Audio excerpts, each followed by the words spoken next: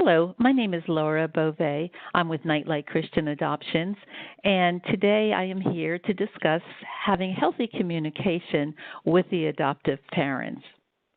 First, I'd really like to thank you, the placing parents, for going ahead and making such a significant contribution for your embryos to perhaps achieve full birth in life, and also the wonderful gift that you are also giving potential adoptive families. Of course, you have gone through infertility and through in vitro fertilization, and now you are going ahead and giving another family that same opportunity that you've been given. So, of course, you're always going to be an important part of the story, regardless of the level of communication that you may maintain with the adoptive family or with the children. A lot of times when people call initially to Nightlight, to the Snowflakes program, and you are considering placing your embryos for adoption, of course you have a lot of fears.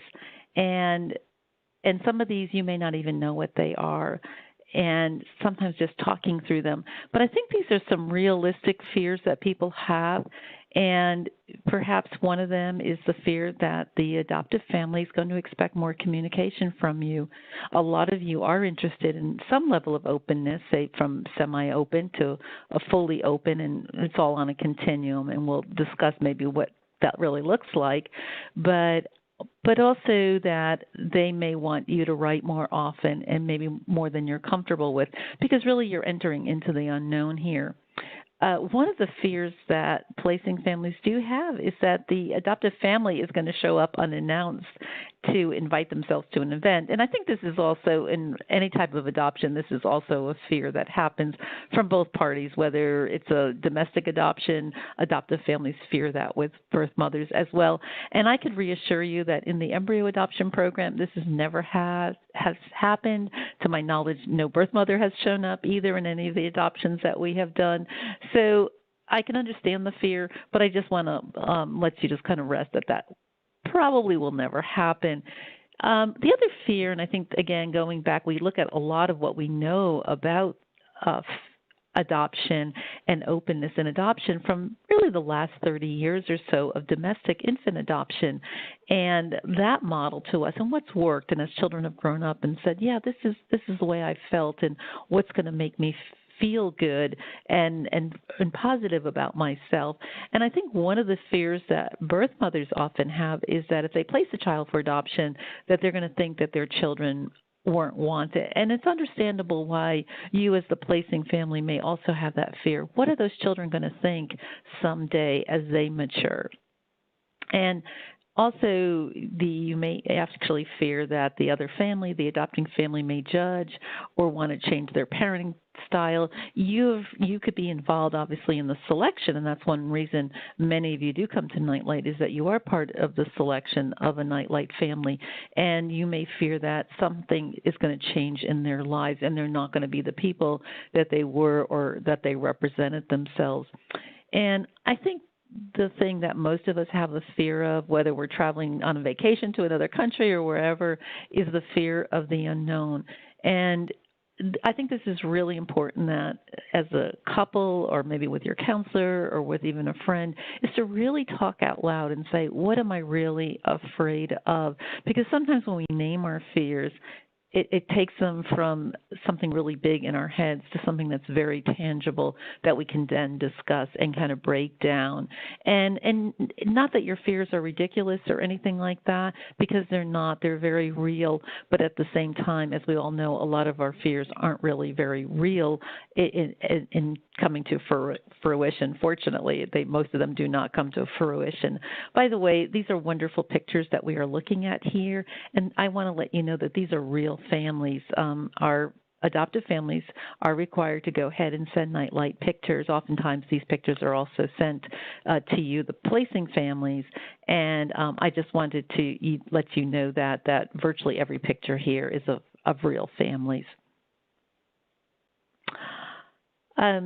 Families often choose to have ongoing communication with each other for the sake of the child. And again, we know this in adoption, domestic infant adoption, that as adoptees are adults, they want to be told the truth about their adoption, and sometimes they have unanswered questions, and so open communication allows that to have it ongoing, whether it's related to just genetic issues, health issues, just interest levels, anything like that a child would want to know. And think about even in your own families with whom you have a genetic connection, the kind of things that come up and you say, oh, yes, I remember Uncle so-and-so is like this, or Aunt so-and-so did this or that. And so children also have that curiosity related to their genetic backgrounds, and they may be able to get that information from you, and certainly related to the children that you already have, who will be 100% genetically related to the children who are being placed for adoption. And, of course, like any relationship, you having open or semi-open adoption will take time, and it's a dynamic relationship. I know in my own personal life, I am an adoptive mom. My children are in their 20s, and one of my daughter's adoptions started out open, very open, pre-birth, and then over time it became more and more closed. Whereas in one of my other daughters, her adoption was closed because the agency told us it had to basically be closed, and yet over time we found each other, and my daughter and her birth mother have an incredibly open relationship with each other.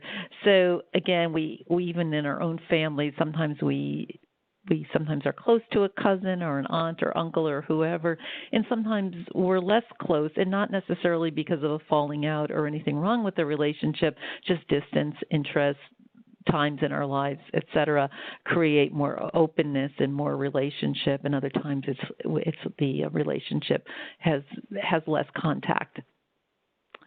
So what are the first steps in creating a good relationship with the adoptive family? Well, of course, the whole purpose of having an embryo adoption is first that the adoptive mom will get pregnant and, of course, deliver a baby. And pregnancy, as you well know, in having tried to get pregnant and waiting to find out if you had a positive pregnancy, it's very exciting, and it's also very very scary, but because you're always afraid of what might happen, especially if you've gone through infertility. So the adoptive family may appreciate a little bit of reassurance from you, or they may choose to be quiet until the baby's born. And certainly you may want to know if the adoptive family has become pregnant. Certainly that is a right that you do have, is to at least know whether or not pregnancy has been achieved. And again, you're not their counselor, you're not their support system, but just that you understand what they're going through, and the hopes that they will get pregnant. And of course that the pregnancy will be a healthy pregnancy. And just letting them know that you're willing to go ahead and talk to them or communicate through email, texting, whatever feels the most comfortable for you. And again, it may start out more impersonal, like an email, and then maybe developing into a text or talking. Sometimes language, of course, in the adoption world, in the pregnancy world and all that, how we describe things in our politically correct terms, we want to be very careful. And one thing when talking to the adoptive family, you want to make sure that you don't refer to the baby as my baby or even our baby, and kind of take some cues again from the adoptive family, but just really referring to the child as their child. And let me just add a little caveat here. It's a little, sometimes the language of talking about embryos and pregnancy and baby and child kind of all kind of mixing together there. I'm going to work, of course, under the assumption when you're going to have an open relationship is that the parents do achieve a pregnancy and a child is born. So oftentimes I'll just refer to the embryo as a child. And of course, you are choosing them to be the parents of any resulting children. This is not co-parenting. This is truly that they get to choose how they parent a child. And the other thing in terms of our language is, what are we going to call ourselves? So you, as the placing parents, how are you going to go ahead and be referred. Now, you don't have to decide this today or anything like that, but if a pregnancy is achieved, you may want somewhere in there when you are communicating how you're going to refer to yourselves. And usually first names is usually the way that you would say the baby would call us. And I know I'm a grandma, and people, when my granddaughter was born, people said, well, what is she calling you? And it's like, well, she doesn't talk yet, but I think I'm going to have her call me Mimi. And so those are the kind of things that you can make a decision on. What do you want to be called? Even obviously that the child is not going to be talking to you anytime soon.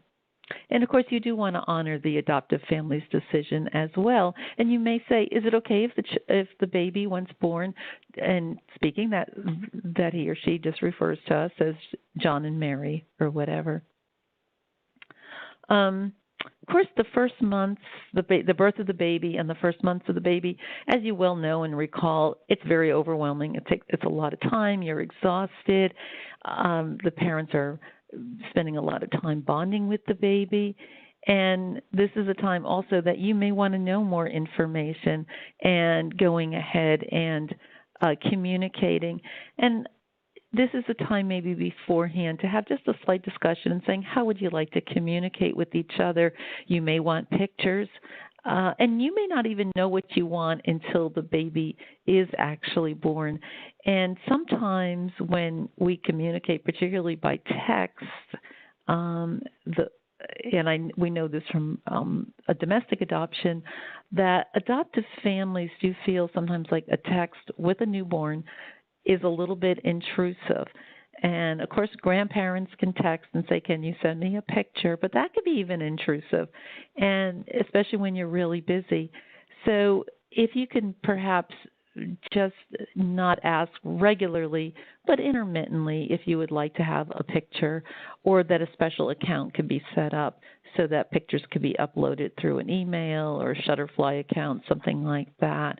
But again, maybe having this type of discussion before the baby is born, because people are tired and sometimes they feel like, I just don't even want to send a picture right now, and not to go ahead and take that personally. And the other way, too, to go ahead and develop a good relationship after the baby is born is to go ahead and send a card and perhaps a small gift. And maybe something that you even want to put a letter in to the baby telling who you are and how much that you appreciate the parents, the adoptive parents, for giving birth to the child.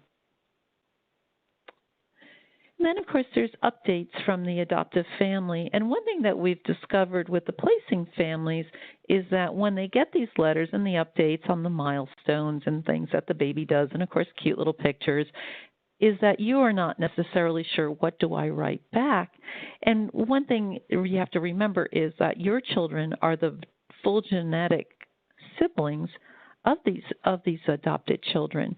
And so the adoptive parents are going to be interested also in how your children are doing and even how you are doing too. So it's very appropriate to go ahead and tell a little bit about your lives and even some of the achievements, milestones, etc., that your children are going ahead and reaching.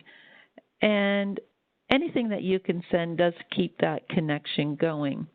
And just even, again, just being assuring to them, saying, oh, I'm so proud to go ahead and see that baby. Obviously, he's growing so well and he's getting so chubby, and things that let the adoptive parents know that you are supportive of them. And I could, again, tell you as an adoptive parent, we all can feel judged as parents, and you certainly do want, a domestic adoption, you want the birth parents to think that you're doing a good job of raising your children. And I could tell you that these adoptive parents would also appreciate those good, kind words from you too, of anything that you say. Oh, you dress her so cutely. I just love that little dress you have her in, and oh, she looks so happy. Anything that, again, reassures that all are doing well. Okay, so what are some tips for connecting in a semi-open adoption and keeping that going? You may want to, as I mentioned before, establishing an email account, and then also a Shutterfly where pictures of babies can be posted. And this way nobody feels like, oh, yes, I have to send that picture out right away, because they're always up there. And again, as we mentioned, sending a small gift and a card when the baby is born. And it can also be if you want to do something at Christmas time or on the baby's first birthday, that sort of thing too, to kind of keep that relationship going. Regarding an open adoption, you may include more texting and pictures if you want to have a Skype or a phone call. And there's always the possibility of meeting in person. And some of the adoptive parents within the embryo adoption program have talked to me about going ahead and having these kind of ongoing relationships and what that's like, and some of the issues that they also face in going ahead and doing that. And again, they may feel judged, you may feel judged in some way. And so you want to be very, very respectful of each other. And I would recommend maybe meeting at a place where it's very child-oriented, like a zoo, something like that, where there's something to always talk about, looking at the animals, that sort of thing. And the children can go ahead and interact with each other versus, say, sitting down at a restaurant where you're just sort of facing each other and then trying to make conversation. If you could go to a place where there's some activity so that there's always something that you could talk about. And then if you really feel like you want to sit down and talk, then from there you can go to a restaurant or a picnic table or whatever and have more extensive kind of talking when you do decide to meet. And of course, sometimes this varies based on where you all live, the logistics of getting together, the age of your children, and so forth. And as children mature, there may be more interest also in meeting you, not just interest on your part, but also on the child's part as the child begins to ask more questions. Now, there's going to be some things that are going to be very emotional for you through this process. Right from the very beginning, there are issues that may kind of touch on you and make you some delighted, but at the same time also maybe cause you to grieve a little bit too. For example, when you get pictures of the children or the child that you placed for adoption, that you will that child is going to look a lot probably like your children, and that can make you bring up some emotions for you. And we want to make sure that we are here for you. We do offer a consultation. The first consultation, there is no fee for that, and we do have folks on staff or even outside our agency that can go ahead and provide this kind of counseling for you. Or you may even just want to talk to other placing parents. No one is going to understand you the way that somebody else who's actually gone through this. Some other emotional triggers that can happen is when the family does not achieve a pregnancy. When the family does achieve a pregnancy, this is why you signed up for this program, is so that you could give your embryos a full life of a child. And if that is the goal, and yet when that mom achieves a pregnancy, you may have really mixed feelings about it. And you could say, yeah, I wanted to give the embryos an opportunity, but I really didn't think that a pregnancy would necessarily be achieved. Of course, there's just natural losses that occur, that if the mom has a miscarriage, that's a loss for her. And also, to a certain extent, it could be a loss for you. Any of the birth and child announcements. And also, like if the family acts like it's not an adoption.